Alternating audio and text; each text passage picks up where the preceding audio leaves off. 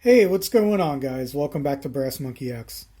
So, we're working on Project Lich King once again, and today I'm going to be installing an A2 style buffer assembly.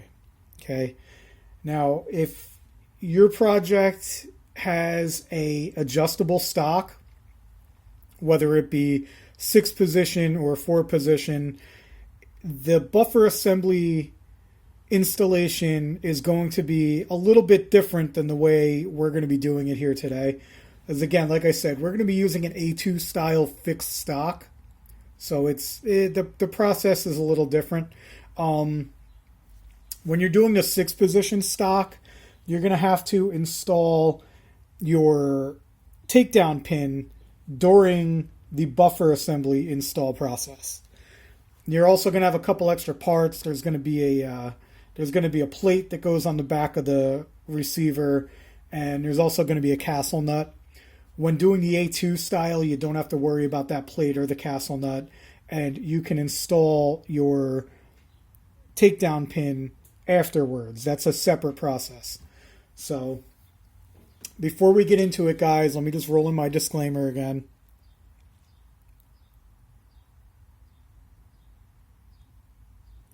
All right. So, what you're going to need for installing your buffer assembly is your lower receiver. You're going to need a buffer tube. You're going to need your actual buffer. You're going to need your buffer spring. You're going to need your buffer retainer pin. Looks like this. Hollow on the end, has that little tit on the top of it. And you're going to need your buffer retainer pin spring. Okay? So, you're also going to need a good gun oil. I recommend Hops number 9. You may want to use some thread locker. All right? Don't use the red stuff. Use the blue on this. You just need a medium strength in case you ever want to change out your buffer tube and you want to switch to an adjustable stock. All right, so you don't want to use the red stuff. The red stuff is permanent. The blue, not so much. And I like to use some white lithium grease. I'll show you where that comes in a little bit. So, step number 1, if you look down here in your lower receiver, let me turn the light on for you. Back here in this threaded portion, okay, that's where your buffer tube gets threaded into. But down here in the front of it, there's a hole. Okay? That's where you're going to put your buffer retainer spring and the buffer retainer spring pin. Okay? So, before we do that, we're going to lubricate. Let's put a little bit of this gun oil on a Q-tip here. And I like to put some down in that hole.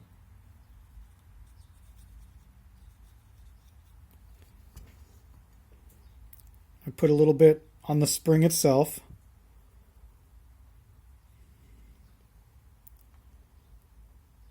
And then in the back of the pin, there's a hole. Let's go ahead and put a little bit in there too. Just like that.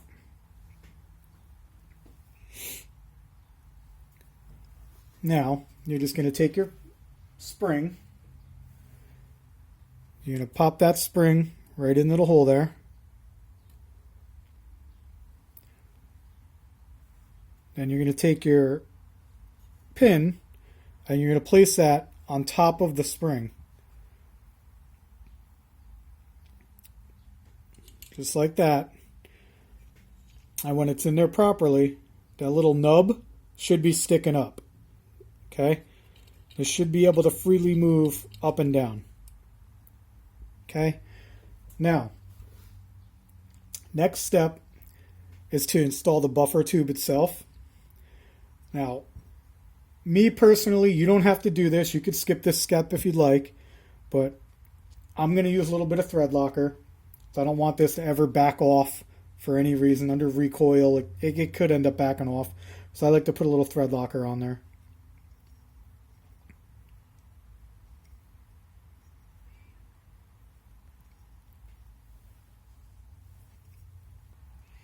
We're just going to come in from the back now, and we're just going to go ahead and start threading it on.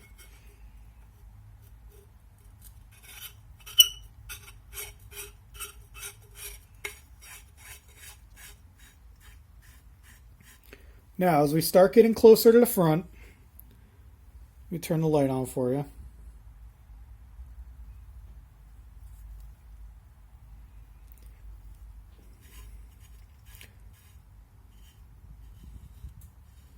You're going to see it butts up against that pin. Okay, we don't want it to be against the pin. We want it to be on top of the pin. So you're going to go ahead and depress this pin and continue screwing it on until it's nice and tight. So when you're all done, I know it's a little difficult to focus here. When you're all done, your buffer tube should be butted up against that little nipple on the retainer pin, okay? Just like that. If you're using the A2 style like we are, it should have been machined properly to the point where this is just gonna, there's a rim on the back here, okay? So you can only go so tight. It's gonna go the exact distance that you need. If you're doing an adjustable stock, these threads on the buffer tube itself are going to come back further, and there's going to be a castle nut here. Okay? You want to butt up your buffer tube right to that little nipple on there, and then you're going to come in with your castle nut and tighten it down. So it's a little bit of a different process, but for us, it's simplified. You just put it on until it's tight. The thread locker is going to hold it. You should be good. Let me get it to focus here. There you go. And that's what it should look like if it's done properly. Okay? The pin should be recessed, and your buffer tube should be butted up against the nipple on the pin. The next step is to install your buffer spring and your buffer itself. Now this is where the white lithium grease comes into play. This is another step some people don't do. I like to use the white lithium grease. It keeps everything lubricated in there. Okay. The white lithium grease is actually heat resistant as well. It also repels water. So it's a great lubricant. I love using it. In all of my AR-15 builds, I always use the white lithium grease in the buffer tube.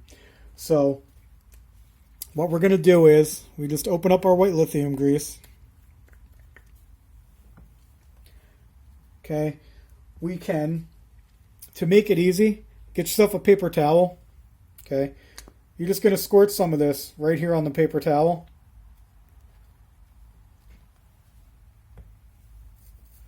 And you can take your buffer spring, just lay it on there like this.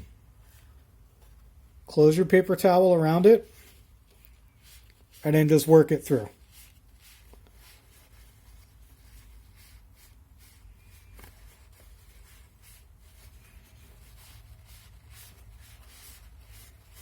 Work it back through, just like that. You want to make sure the whole thing's got some grease on it. Alright, and now you're going to go ahead and insert your spring into the buffer tube.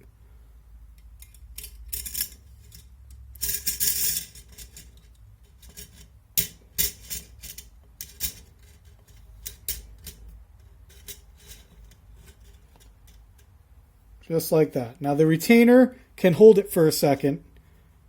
I'm just going to go wipe my hands off real quick.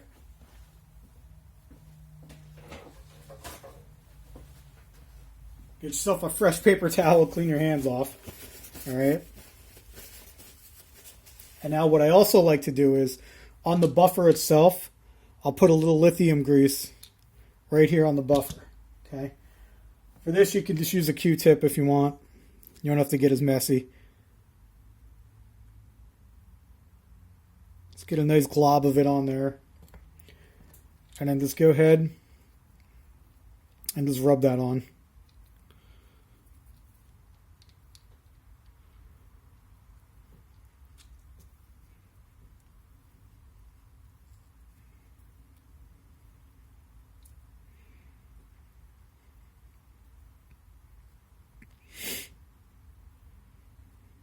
I know it seems like a little bit overkill, guys, but I like my parts to be very lubricated. I don't ever want to have to come in here and take everything apart and maintain it. It's a big pain in the butt.